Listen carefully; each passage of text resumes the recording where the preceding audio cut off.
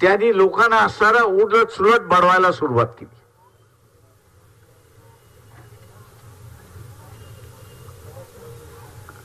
आता ही परिस्थिती जी आहे ही या देशामध्ये वाढत जाणार हे आपण लक्षात घ्या. हे थांबेल असं नाही, हे वाढत जाणार आहे. आणि ह्याला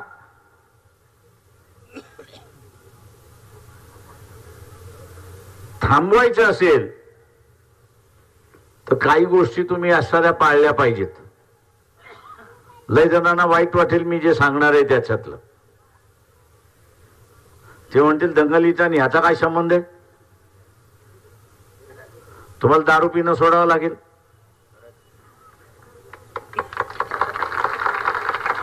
तुम्हाला असणारं आयडेक्स खाणं सोडावं लागेल,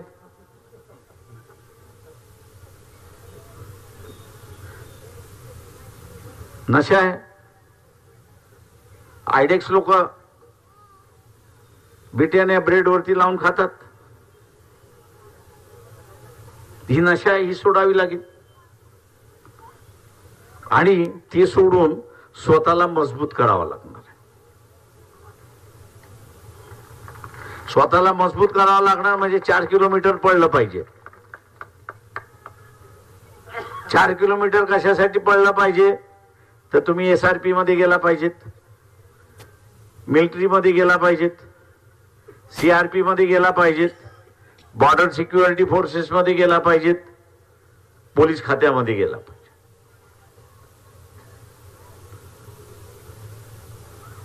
तिथे जाणं म्हणजे आपण असणार हा जो बेकाबू झालेला जो आहे त्याच्याशी संवाद करता येईल. आता काही बेकाबू झालेले मला फोन करतात, साहेब सॉरी. अरे म्हटलं सॉरी म्हणून काय उपयोग आहे? तुझं डोकं फिरलं होतं ना, काय करू? आता हे जे काय करू जे आहे असा जो एलिमेंट आता असणारा शिरकाव झालेला आहे याच्यावरती नियंत्रण करायचं असेल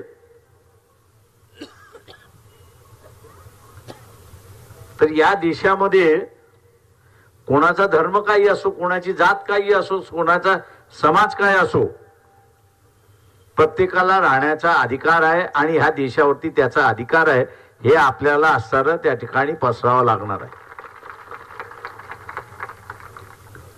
आपण दंगल बघतो, पोलिसांनी केलेला लाठीमार करतो. मान्य आहे मला की ज्यांनी लाठीमार केला त्याला असणारा गुन्हा झाली पाहिजे, शिक्षा झाली पाहिजे. त्या पोलिसाला शिक्षा होईल, मान्य आहे. पण त्याच्यासारखे अनेक पोलीस आहेत या व्यवस्थेमध्ये, म्हणजे नुसतं पोलीस खात्यात नाही, सरकारी खात्यामध्ये आहेत, इतर खात्यामध्ये आहेत की ज्यांची मी म्हणतोय की जी प्रेरणा इथे असणारे गेले 10 वर्ष, 15 वर्ष, 20 वर्ष झाली, धर्माची प्रेरणा झाली आणि द्वेषाची प्रेरणा झाली. नुसती धर्माची प्रेरणा झाली असती, पेरणी झाली असती तर काही फरक नव्हता. पण या धर्माच्या पेरणी बरोबरच द्वेषाची सुद्धा पेरणी त्या ठिकाणी पेरण्यात आली. आणि म्हणून इथला सगळ्यात मोठा बळी जर कोण गेला असेल तर विश्वास हा सगळ्यात मोठा बळी घेतला हे आपण लक्षात घ्या.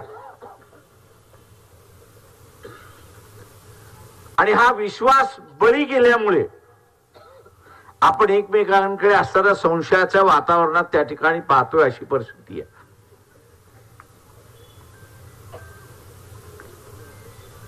याला मी जसं म्हणालो की याला बदलायचं असेल, काबूमध्ये आणायचं असेल, बदलत्या परिस्थितीमध्ये त्याला असर न्यायचं असेल तर त्या व्यवस्थेचा आपल्याला भाग होणं गरजेचं आहे. त्या व्यवस्थेचा भाग होणं गरजेचं आहे आणि त्या व्यवस्थेमध्ये आपण जर गेलो तर आपण त्याच्यावरती नियंत्रण करू शकतो अशी असणारी परिस्थिती आहे. त्याच्याशी डायलॉग करू शकतो अशी असणारी परिस्थिती आहे. त्याच्या चुकीच्या प्रेरणेमुळे त्याचं जे डोकं खराब झालेलं आहे त्याला आपण असणारा त्या ठिकाणी दुरुस्त करू शकतो. आणि याच्यापेक्षा बाळासाहेब जे म्हणाले होते की इथलं असणारं व्यवस्थेवरती नियंत्रण करायचं असेल, व्यवस्थेवरती नियंत्रण करायचं असेल तर स्वतःची झोपडी असली पाहिजे हे बाबासाहेब म्हणत होते.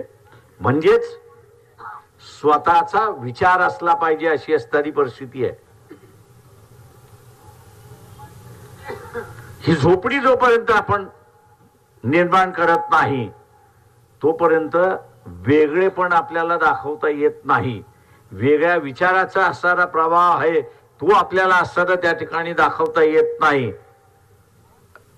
मला अनेक जण आज असणारं परभणीतल्या फुले शाहू आंबेडकर वाद्याने जो लढा दिला त्याच्याबद्दल दाद नाही असं म्हणतायत. इतर कोणी असते तर दबून गेले असते अशी परिस्थिती आहे. इतर कोणी असतं तर दबून गेले असते अशी परिस्थिती आहे. हा जो दाद आपल्याला मिळतोय त्याचं कारण की तो अपेक्षा बाळगतोय की आपण या देशामध्ये एक नवा फुले शाहू आंबेडकरी विचार घेऊन चाललेला आहे. त्याची झोपडी तुम्ही उभी करा, आम्ही त्या झोपडीमध्ये यायला तयार आहोत. हा संदेश आहे, हा आपण लक्षात घ्या. हा संदेश आहे. आज भयभीत वातावरण आहे. मी अजून भेटलो नाही पण ज्या कुठल्या पीडिताला भेटलो त्याला एकच विचारलं, तू पोलीस स्टेशन मध्ये कंप्लेंट करायला तयार आहे का? कालपर्यंत मला निरोप होता की ताई, आज तो स्वतःहून म्हणायला लागलाय नाही मी पोलीस स्टेशन मध्ये येऊन कंप्लेंट द्यायला तयार आहे आणि कुठल्या पोलिसांनी मला मारलंय त्याचं नाव आहे मी सांगायला तयार. आज त्याच्यात हिंमत आहे. त्याच्या हिमतीची मी असं दाद देतोय. मी इथल्या बारच्या वकिलांशी बसलो. त्या वकिलांनी सांगितलं की आम्ही असं यांनी जर कंप्लेंट केली तर आम्ही त्याची कंप्लेंट कोर्टासमोर मांडल्याशिवाय आम्ही राहणार नाही. हाही तिथला असणारा एक विश्वास आहे असं त्या ठिकाणी मानतो. माझं आव्हान आहे आपल्या सगळ्यांना या ठिकाणी की सूर्यवंशीची असणारी बॉडी जी आहे ती तासात दीड तासात या ठिकाणी येईल. आजच कदाचित त्यांच्या कुटुंबाचा निर्णय घेतील की आजच त्याचा असणारा अंत्यविधी करायचा आहे. त्या अंत्यविधीपर्यंत मी आहेच या ठिकाणी. आपण सगळ्यांनी शांतता ही राखायची आहे.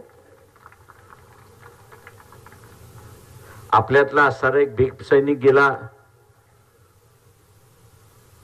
याचं दुःख आहे. एक लढणारा योद्धा आपल्यातून निघून गेला हेही आपलं असणारं एक मोठं नुकसान आहे असं मी त्या ठिकाणी मानतोय. पण आपण असणाऱ्या आपल्या भावनेवरती काबू आपण ठेवला पाहिजे. या दंगलीमधली बरीच माहिती माझ्याकडे आहे पण मी इथे काही सांगत नाहीये. मी एवढंच फक्त आपल्याला या ठिकाणी सांगणार आहे की सरकार ज्यावेळेस अस्थिर होतं, दिसायला अस्थिर नव्हतं, पण मी जसं मगाशी उदाहरण दिलं की बांगलादेश परभणी जिल्हा एवढाच आहे, त्याची लोकसंख्या सुद्धा तेवढीच आहे, सगळ्या नाड्या आपल्या हातात आहे, त्यांना असणारं पाणी आपण देतोय, त्यांना असणारं वीज आपण असणारं देतोय, त्यांची असणारी इंडस्ट्री जी आहे टेक्सटाईलची, तिथला असणाऱ्या कापसाची इंडस्ट्री आपल्या ह्याच्यावरती चालते, दळणवळण त्यांचं असणारं चालतंय. सगळी नाड्या हातात असताना हे सरकार ज्यावेळेस आवळू शकत नाही आणि तिथल्या शेजारच्या लोकांवरती असणारा तिथे न्याय देऊ शकत नाही आणि त्यांच्यावरती हल्ले थांबवू शकत नाही, तेव्हा हे सरकार इतकं कमकुवत आहे हे आपण सरळ लक्षात घ्या. सरकार ज्यावेळेस कमकुवत होत असतं त्यावेळेस ज्यांना या कमकुवतपणाचा फायदा घ्यायचा आहे, ज्यांना ह्या कमकुवतपणाचा फायदा घ्यायचा आहे, ते मग या कमकुवतपणाचा फायदा घेतात अशी असणारी परिस्थिती आहे. म्हणून आता एसपींशी ज्यावेळी चर्चा झाली त्यावेळेस मी एसपींना म्हणालो की तुमच्या खात्यामध्ये काही अनगाइडेड मिसाईल्स आहे.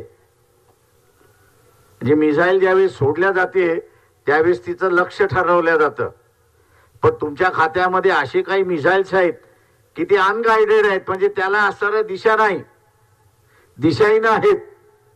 आणि असे दिशाहीन असणारे जे मिसाईल्स आहेत त्यांच्यावरती पहिल्यांदा नियंत्रण आणा.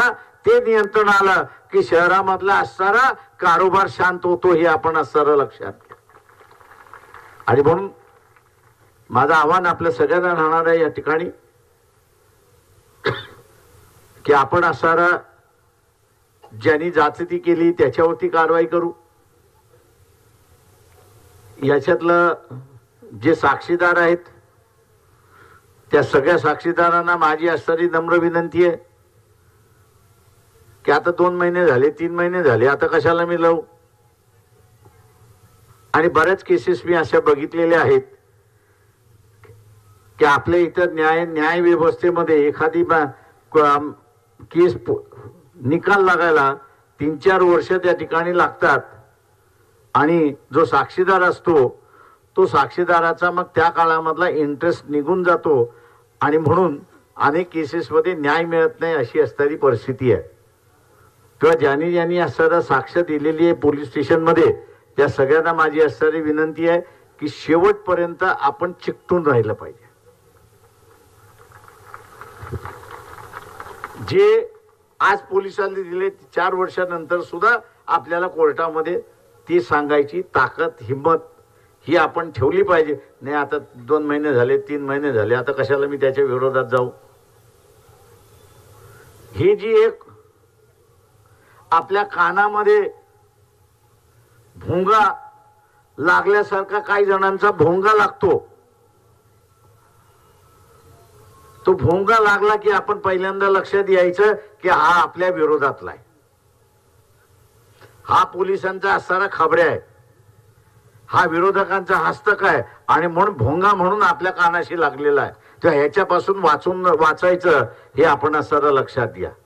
आणि हे जर आपण केलं तर ज्या कोणी पोलिसांनी किंवा ज्या कुठल्या व्यक्तीने अत्याचार केलेला आहे त्याला सजा झाल्याशिवाय राहणार नाही एवढं आपण असणारं लक्षात घ्या. आणि म्हणून आपण सगळेजण या ठिकाणी 1-2 मिनिटं जिथे उभे आहात, बसलेले आहात तिथेच बसून आपण सूर्यवंशी यांना श्रद्धांजली अर्पण करायची आहे. तेव्हा आपण जिथे आहात तिथेच उभे राहा. मी सावधान म्हटलं, बसलेले बसून राहा, जे बसलेले आहेत त्यांनी बसून राहा, जे उभे आहेत त्यांनी उभे राहा.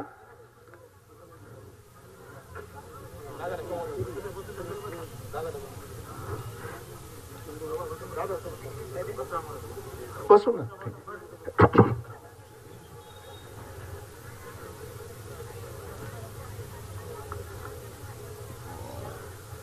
सगळ्यांनी शांतता राहा.